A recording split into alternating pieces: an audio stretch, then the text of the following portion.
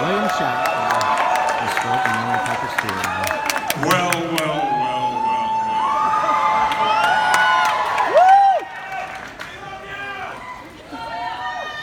And return. Thank you. In late March 1987, I found myself driving off the Paramount lot, having just done what I was assured was my last audition for Star Trek: The Next Generation. There had been 2 of us in contention for this role. I never learned who the other actor was. I have a suspicion, but I never knew exactly who it was.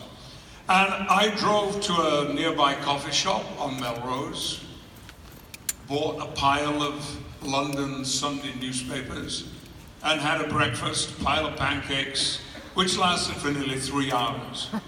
During those 3 hours, my agent, who had been called by the studio, was desperate in trying to find me. As this was so long ago, there were no cell phones. And he wanted to tell me, Patrick, they've offered you the job, captain of the Enterprise.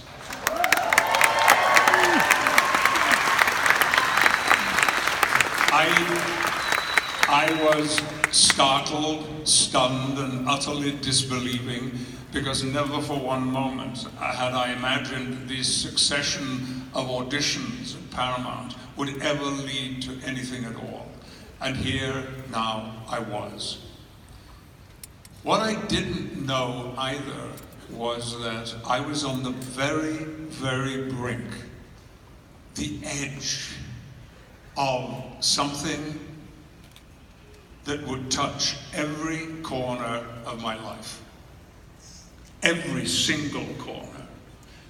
Of course, career, emotional, domestic, home, everything was going to be affected by it.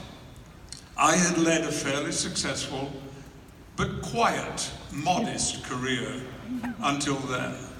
And in fact, maybe I've told some of you this before, but when the Los Angeles Times announced that there was to be a new Star Trek series, and they got to the cast, I was described as unknown British Shakespearean actor.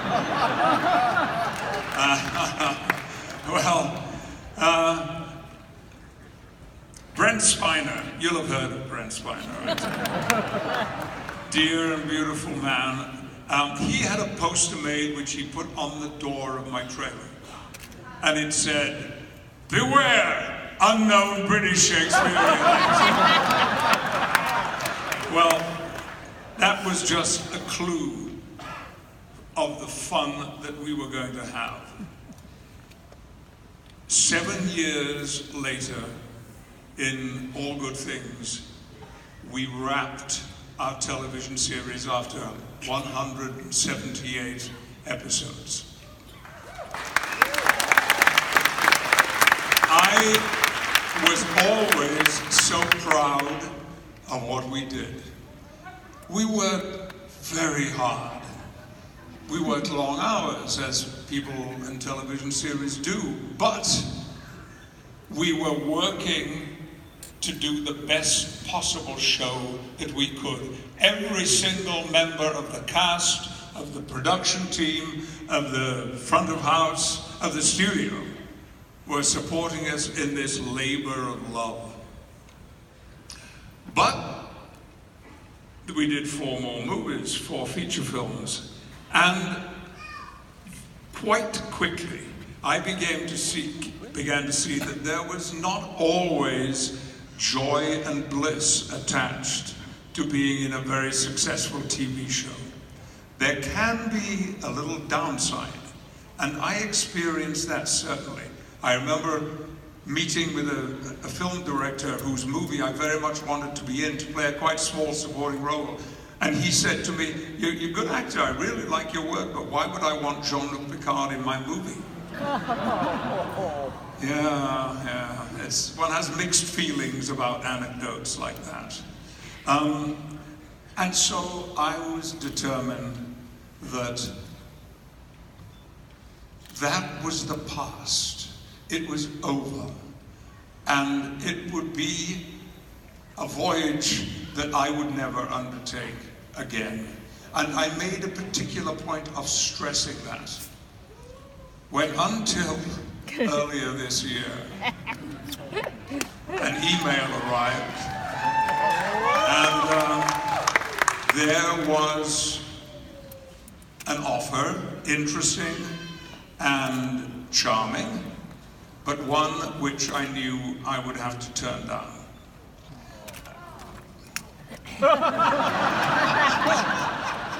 Well, that's how it felt. And I had a meeting with, there were 5 of us in the room, I think, and I spent 20 minutes explaining why, with sadness, I would have to say no. But something has happened. And it is not only the impact of the people that I have been talking to and working with over the past almost 6 months now, but it's also because I have spent a lot of time recently watching Star Trek: The Next Generation.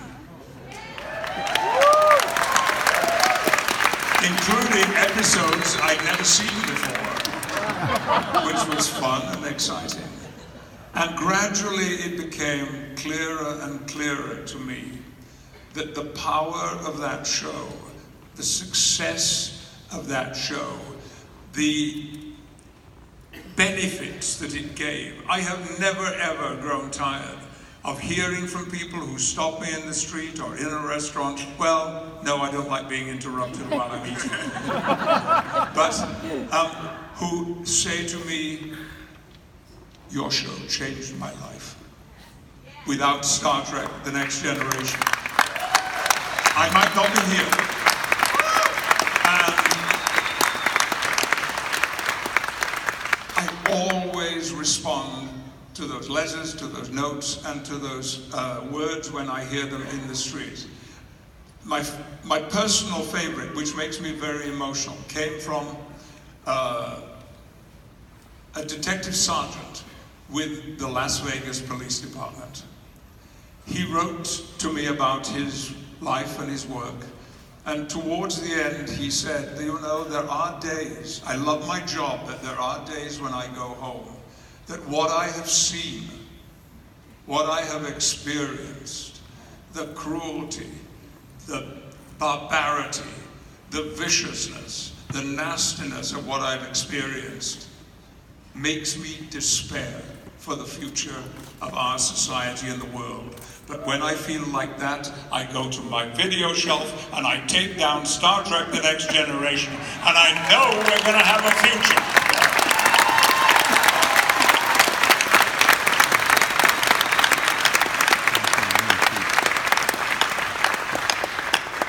And that lies at the very center of what I have to tell you now.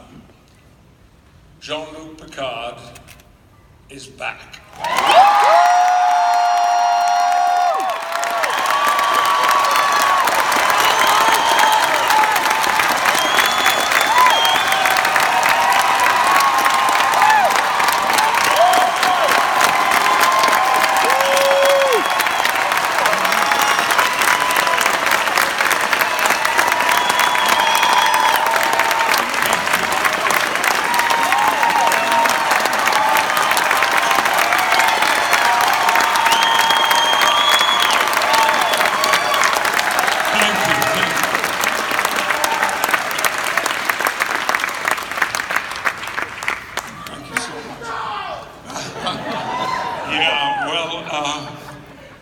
You know, whatever happens in the next few years, what you just did makes it all worthwhile anyway.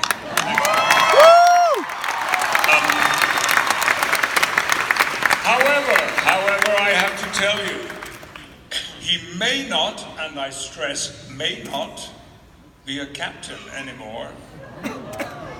He may not be the Jean-Luc that you recognize and know so well. It may be a very different individual, someone who has been changed by his experiences.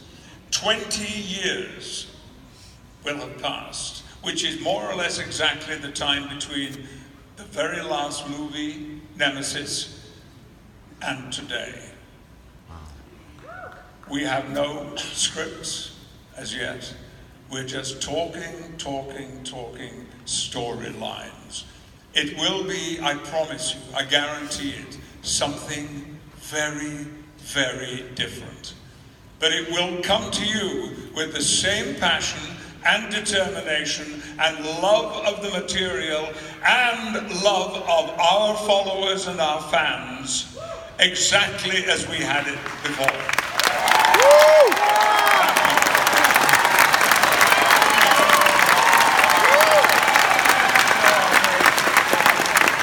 Thank you so much.